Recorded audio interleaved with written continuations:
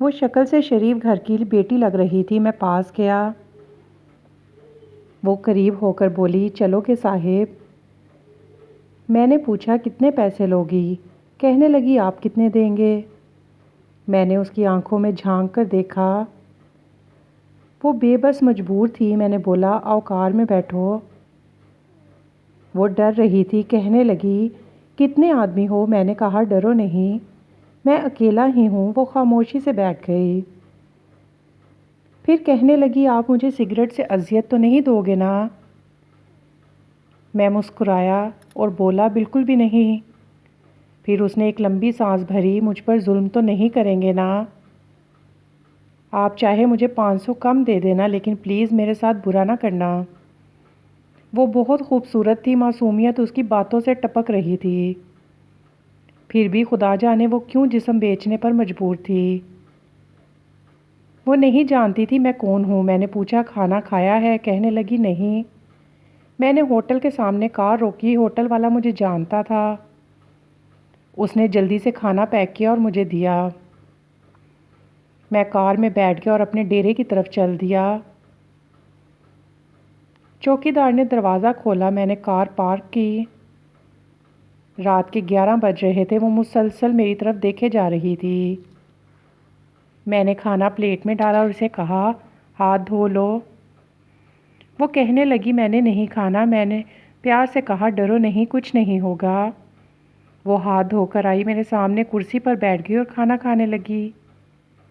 جب کھانا کھا لیا تو کچھ کھانا بچ گیا۔ کہنے لگی، یہ میں گھر لے جا سکتی ہوں؟ میں مسکرایا، بالکل نہیں۔ وہ چپ ہو گئی۔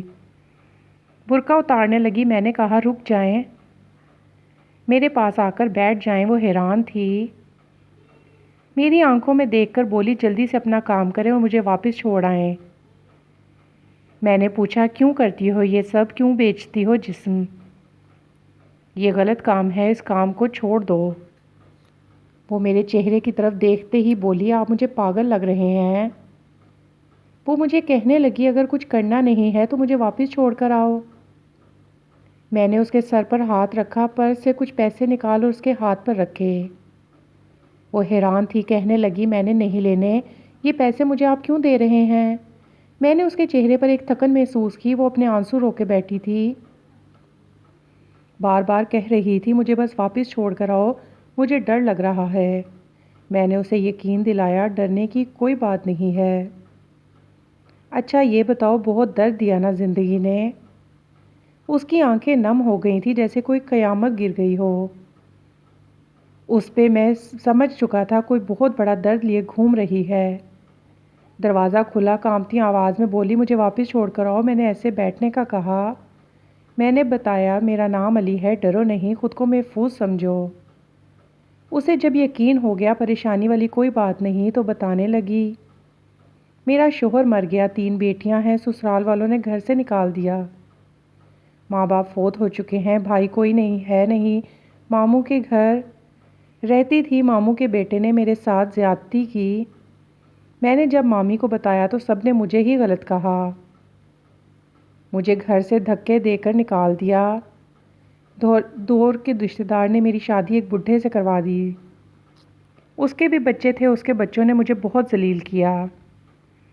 پھر میرا دوسرا شوہر بھی فوت ہو گیا، بیٹیوں کو لیے در بدر بھٹکنے لگی، نہ چھت تھی نہ روٹی۔ سڑک پر کھڑی تھی، ایک صاحب آئے، کہنے لگے 1 گھنٹے کے 5000 دوں گا۔ نہ چاہتے ہوئے ماں کی مامتا، حالات کی ستائی ہوئی کیا کرتی، آخر چل دی۔ اب ہر روز جسم بیچتی ہوں، کرائے کا گھر لیا ہے، بیٹیوں کو اکیلا چھوڑ کر آئی ہوں، کیا کروں؟ بہت بار سوچا خودکشی کر لوں، لیکن بیٹیوں کو دیکھ کر ہمت نہیں رہتی۔ وہ روتی جا رہی تھی اور اس کی باتیں سن کر میرا کلیجہ باہر آ رہا تھا۔ اس کے سر پر ہاتھ رکھا اور اس سے کہا کہ آج سے مجھے اپنا بھائی سمجھو، تم اپنی بیٹیوں کو لے لو، میرے ڈیرے کے اوپر والے ایک روم میں رہو۔ وہ یقین نہیں کر پا رہی تھی، اسے کار میں بٹھایا اور اس کے گھر چلے گئے۔ اس کی بیٹیاں بہت پیاری تھیں اور سب سوئی ہوئی تھیں۔ گود میں اٹھایا، دل کو سکون ملا، وہ مسلسل روئے جا رہی تھی۔ مجھے کہنے لگی، آپ فرشتے ہیں، اس کے ساتھ اس کی بیٹیوں کو ڈیرے کے اوپر والے روم میں لے آیا۔ دعائیں دینے لگی، جھولی اٹھا کر نہ جانے کتنی دعائیں دیتی رہی۔ آج وہ 5 وقت کی نماز پڑھتی ہے۔ اس کی بیٹیاں قرآن حفظ کر چکی ہیں۔ آس پاس لوگوں کے بچے ان کے پاس قرآن پاک کی تعلیم حاصل کرنے کے لیے آتے ہیں۔